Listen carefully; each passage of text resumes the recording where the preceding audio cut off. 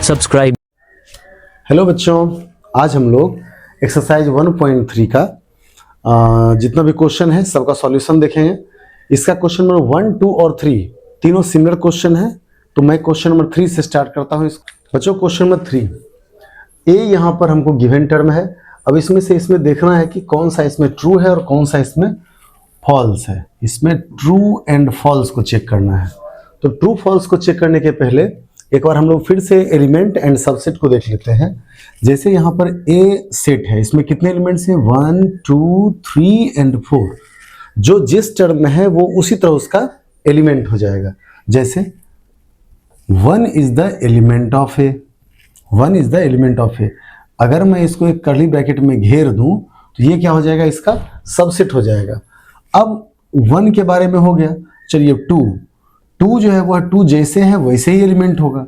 अगर मैं 2 को घेर के एलिमेंट लिखूंगा तो ये क्या हो जाएगा? ये रॉन्ग हो जाएगा। क्यों हो जाएगा? क्योंकि जो जिस फॉर्म में ओरिजिनल स्टेटमेंट में है वो उसका एलिमेंट होगा। यहाँ पर 3, 4 ऑलरेडी पहले से घिरा हुआ है, तो 3, 4 क्या हो जाएगा? एलिमेंट हो जाएगा ए का। अगर मुझे इसका सबसेट बनाना होगा तो एक और मुझे ब्रैकेट से घेरना पड़ेगा। 3, 4 is the subset of A. Okay, next. अब एक एक ऑप्शन को हम लोग देख लेते हैं। 3, 4 is the subset of A। तो 3, 4 तो अपने ओरिजिनल फॉर्म में एक ब्रैकेट के साथ है ही, तो ये अगर सबसेट बनना होगा तो एक और ब्रैकेट से आएगा। दैट मीन्स ये स्टेटमेंट ट्रू है और ये हो गया फॉल्स। तो 3, 4 सिंगल ब्रैकेट के साथ जो है वो उसका एलिमेंट होगा, बट यहाँ डबल ब्रैकेट है तो वो एलिमेंट नहीं होगा। दैट मीन्स ये भी हो गया फॉल्स। ओके, अब चलते हैं हम लोग 1, 2 एंड 5। 1, 2 एंड 5 ये तीनों अलग अलग उसका एलिमेंट होगा, लेकिन यहाँ पर दिया हुआ है 1 इज द एलिमेंट ऑफ ए। चलिए ये ट्रू हो गया। 1 is the subset of A. Subset होने के लिए तो ब्रैकेट चाहिए उसको, और यहाँ पर ब्रैकेट नहीं है, ये हो गया फॉल्स। ठीक है, समझ में आ रहा होगा। 1, 2 एंड 5, 1, 2 एंड 5 ये तीनों इंडिविजुअल एलिमेंट है ए का। अगर ये कंबाइन कर दिया तो ये क्या हो गया? सबसेट। ये हो गया ट्रू, और एक साथ किया था एलिमेंट के लिए तो ये हो गया फॉल्स। अगर अलग अलग एलिमेंट को एक ब्रैकेट से घेर दिया तो वो उसका क्या हो जाएगा? वो हो जाएगा उसका सबसेट। अगर 1 to 5 को एक साथ घेर के और उसको एलिमेंट दिखाया तो वो हो गया फॉल्स। नाउ 1, 2 एंड 3, 1, 2 एंड 3 तो कभी आएगा नहीं, क्योंकि 3 जब भी आएगा तो 4 के साथ आएगा। तो 1, 2 एंड 3 ये तीनों मिलके सबसेट नहीं होगा, ये भी हो गया फॉल्स। 5 किसी भी सेट का सबसे पहला सबसेट होता है 5। 5 इज द सबसेट ऑफ ए, लेकिन 5 को कभी हम लोग ब्रैकेट में घेर के अगर लिखेंगे तो वो सबसेट नहीं होगा, और 5 यहाँ एलिमेंट भी नहीं है। तो 5 इज द एलिमेंट ऑफ ए नहीं है, ये फॉल्स हो गया। 5 इज द सबसेट ऑफ ए, तो ये ट्रू हो गया। क्या 5 कर्ली ब्रैकेट में घिरा हुआ सबसेट होगा? तो ये नहीं होगा, ये भी क्या हो गया? फॉल्स। अब इसके लिए हम लोग क्वेश्चन नंबर 4 को देख लेते हैं। क्वेश्चन नंबर 4 को देखेंगे, मैं इसको डिलीट नहीं कर रहा हूं तो आपको समझ में आ जाएगा। ओके, चलिए क्वेश्चन नंबर 4 को हम लोग समझते हैं। सेट दिया हुआ है, हमको सबसेट बनाना है। अब number 1 subset of subsets of A. किसी भी सेट का सबसे पहला सबसेट क्या हो जाएगा? 5। किसी भी सेट का सबसे पहला सबसेट 5 होगा। नेक्स्ट हम लोग उसके एक एक एलिमेंट को लिखेंगे। तो यहां पर तो सिंगल ही एलिमेंट है तो एक ही आ गया। अब चलते हैं इसके क्वेश्चन नंबर 2 पर। अब इसके सबसेट्स ऑफ बी, तो किसी भी सेट का सबसे पहला सबसेट 5 हो जाएगा। उसके बाद उसके जो एलिमेंट है उसको एक एक करके मैं लिखूंगा। ए, बी, अब 2-2 करके ए, बी। अब 3-3 नहीं लिख सकता क्योंकि 2 ही एलिमेंट है, तो यहां पर सबसेट किसका हो गया? बी का। Subsets of 3 C, subsets of C equal to, किसी भी सेट का सबसे पहला सबसेट क्या हो जाएगा 5, उसके बाद एक एक करके लिखेंगे 1 2 3, अब दो दो करके लिखो 1 2 1 3 एंड 2 3, दो दो का हो गया 1 2 1 3 एंड 2 3। ये केवल एक ऑर्डर को समझने के लिए है, आप 1 2 को 12 भी लिख सकते हो। अब 3 3 करके लिखेंगे तो 1 2 एंड 3, यहां पर आया 2, यहां पर आया 4 और यहां पर है 8। तो number of subsets equal to 2 to the power n, ये फॉर्मूला होता है। अब फर्स्ट में कितने एलिमेंट है 1, तो 2 to the power 1 is 2। Second में कितना एलिमेंट है 2, तो 2 टू द पावर 2 इज 4, 1 2 3 4।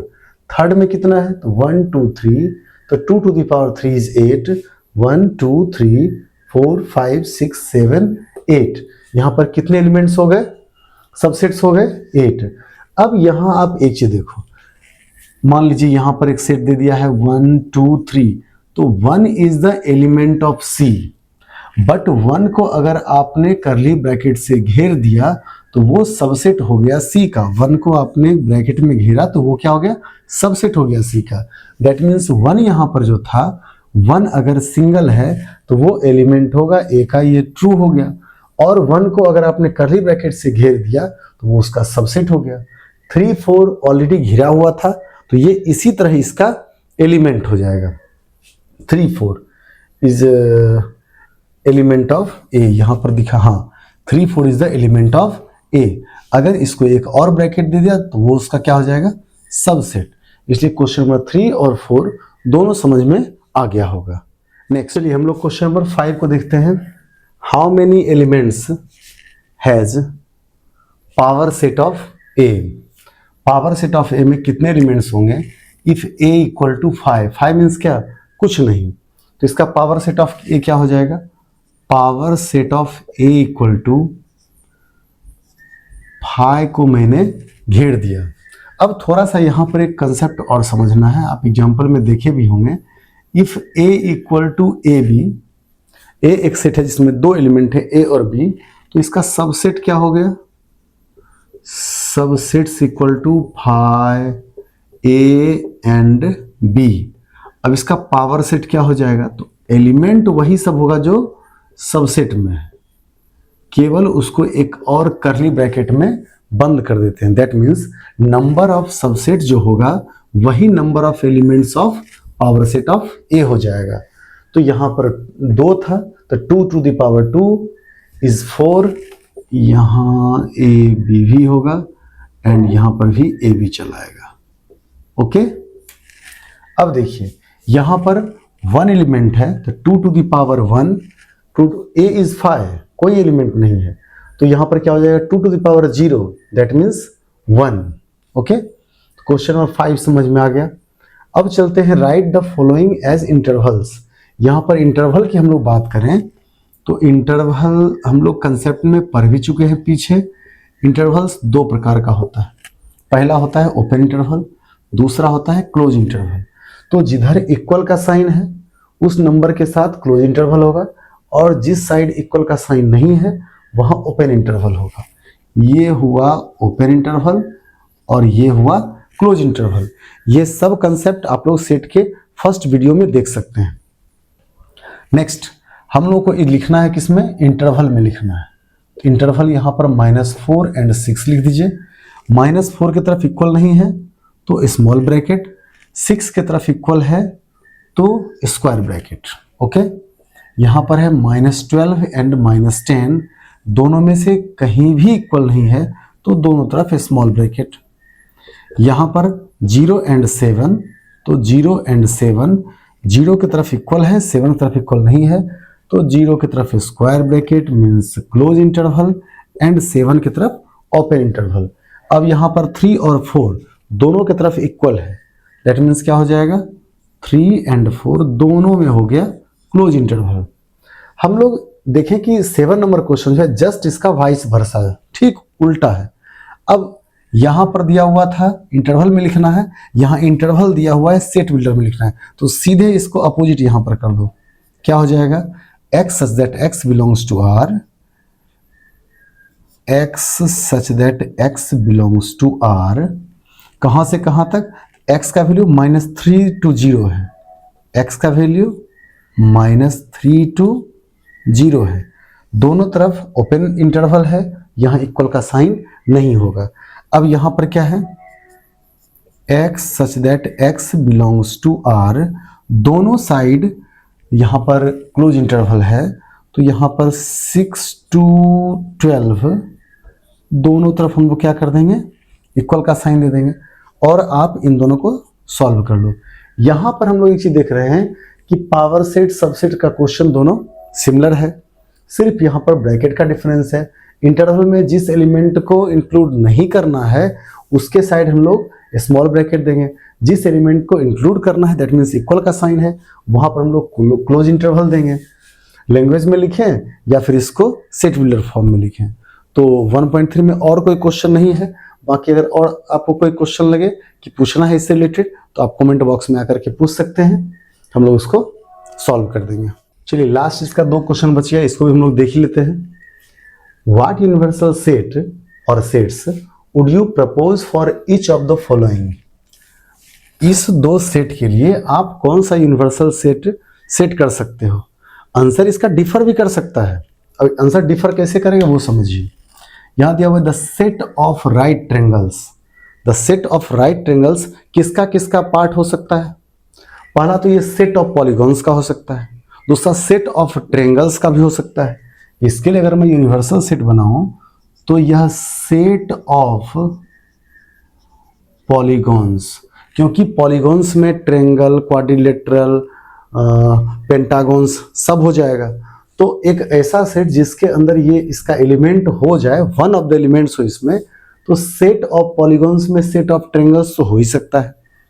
या अगर मैं इसको लिखूं कि सेट ऑफ ट्रायंगल्स, तो सेट ऑफ ट्रायंगल्स में ही राइट ट्रायंगल हो या फिर एक्यूट ट्रायंगल हो या फिर ऑब्ट्यूज ट्रायंगल हो, जो भी हो वो सब इसमें आ जाएगा। तो इससे ग्रेटर वैल्यू रखने वाला जो होगा वो इसका यूनिवर्सल सेट हो सकता है। ओके, दूसरा है the set of isosceles triangle. Set of isosceles triangle के लिए भी हम लोग कह सकते हैं कि सेट ऑफ पॉलीगॉन्स भी होगा एंड सेट ऑफ ट्रायंगल्स भी होगा। तो कंक्लूजन क्या निकला कि इन दोनों को मिला करके जो ये आंसर है सेट ऑफ पॉलीगॉन्स और सेट ऑफ ट्रायंगल्स, दोनों में ये हो सकता है। ओके, अब हम लोग चलते हैं क्वेश्चन नंबर 9 पर। ये सेम क्वेश्चन नंबर 8 की तरह है कि if A, B and C ये हमको गिवन है, which of the following may be the considered as universal set. तो इन तीनों को मिला करके हम दिए गए ऑप्शन में से किसको हम लोग यूनिवर्सल सेट मान सकते हैं। तो यूनिवर्सल सेट कहते किसको हैं। यूनिवर्सल सेट का मतलब हो गया कि वैसा इन चारों में से सेट जिसमें ए, बी और सी इन तीनों सेट का सब एलिमेंट हो। तो कौन कौन है, 0, 0, 1, 2, 3, 4, 5, 6 एंड 8। तो अगर हम 3 की बात करें तो इसमें से 0 से लेकर के 8 तक का एलिमेंट है, और उससे ज़्यादा हो सकता है बट उससे कम नहीं होना है। अब ये नहीं होगा, क्यों, क्योंकि इसमें 8 है और यहाँ पर 8 नहीं है। ओके, 5 है तो 5 में तो कुछ नहीं है। अब यहाँ पर ये सब है तो इसमें 0 नहीं है।